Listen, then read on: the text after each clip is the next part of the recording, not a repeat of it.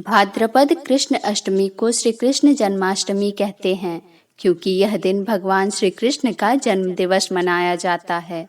इसी तिथि की घनघोर अंधेरी रात को रोहिणी नक्षत्र में मथुरा के कारागृह में वसुदेव की पत्नी देवकी के गर्भ से भगवान श्री कृष्ण ने जन्म लिया था। यह तिथि उसी घड़ी की याद दिलाती है और सारे देश भर में बड़ी धूमधाम से जन्माष्टमी मनाई जाती है। जन्माष्टमी के दिन भगवान श्री कृष्ण की जन्म संबंधी कथाएं सुनी और सुनाई जाती है। तो चलिए हम लोग भी जानते हैं श्री कृष्ण की जन्म कथा।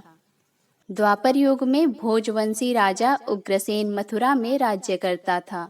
उसके आतयाती पुत्र कंस ने उसे गद्दी से उतार दिया।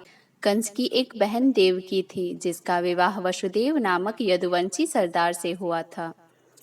एक समय कंस अपनी बहन देवकी को उसके ससुराल पहुंचाने जा रहा था कि तभी रास्ते में आकाशवाणी हुई, हे कंस, जिस देवकी को तू बड़े प्रेम से ले जा रहा है, उसी में तेरा काल बसता है। इसी के गर्भ से उत्पन्न 8वां बालक तेरा वध करेगा। यह सुनकर कंस वसुदेव को मारने के लिए उद्यत हुआ। तब देवकी ने उसे विनयपूर्वक कहा, मेरे गर्भ से जो संतान होगी मैं उसे तुम्हारे सामने ला दूंगी। कंस ने देवकी की बात मान ली और मथुरा वापस चला गया। उसने देवकी और वसुदेव को कारागृह में डाल दिया।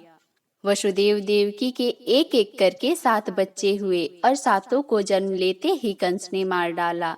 अब 8वां बच्चा होने वाला था।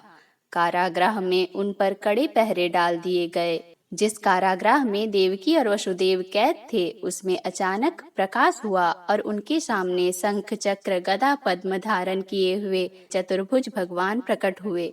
दोनों ने भगवान के चरणों में सिर नवाया। तब भगवान ने उनसे कहा, अब मैं पुनः नवजात शिशु का रूप धारण कर लेता हूँ। तुम मुझे इसी समय अपने मित्र नंद जी के घर वृंदावन भेजाओ और उनके यहाँ जो कन्या जन्मी है उसे लाकर कंस के हवाले कर दो। उस समय वसुदेव नवजात शिशु रूप श्री कृष्ण को सूप में रखकर कारागृह से निकल पड़े और अथाह यमुना को पार कर नंद जी के घर पहुँचे। वहीं उन्होंने नवजात शिशु को यशोदा के पास सुला दिया और कन्या को लेकर मथुरा आ गए। कारागृह के फाटक पूर्ववत बंद हो गए। अब कंस को सूचना मिली कि वसुदेव देवकी को बच्चा पैदा हुआ है।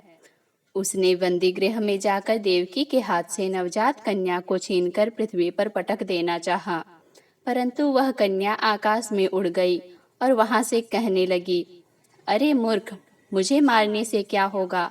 तुझे मारने वाला तो पैदा हो चुका है और वह जल्द ही तुझे मारकर पृथ्वी को पापों से मुक्त कर देगा। तो यह थी भगवान श्री कृष्ण की जन्म कथा। अगर आपको हमारी ये वीडियो अच्छी लगी हो तो लाइक करें, कमेंट करें, शेयर करें और सब्सक्राइब करना ना भूलें। जय श्री कृष्ण।